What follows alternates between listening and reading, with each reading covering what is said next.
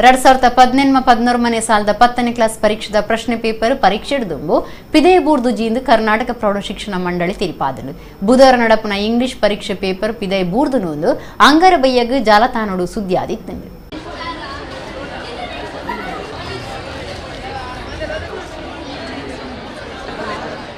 10ನೇ ಕ್ಲಾಸ್ದ ಬುಧವಾರ ನಡತಿನ ಇಂಗ್ಲಿಷ್ ಪರೀಕ್ಷೆದ ಪ್ರಶ್ನೆ ಪೇಪರ್ ಪರೀಕ್ಷೆ ಹಿಡಿದುಂಬು ಪಿದೇ ಬೂರ್ದು ನೊಂದು ಅಂಗಾರೆ ಬಯ್ಯಗ್ ಜಾಲತಾಣೊಲೆಡು ಸುದ್ದಿ ಆತನಿಕ್ ಜಾಬ್ ಕೊರ್ನ ಕರ್ನಾಟಕ ಪ್ರೌಢಶಿಕ್ಷಣ ಮಂಡಳಿ ಈ ಸರ್ತಿದ ಒವ್ವೇ ಪ್ರಶ್ನೆ ಪೇಪರ್ ಪಿದೆ ಬೂರ್ದು ಜೀನ್ ಬಂತಂಡು.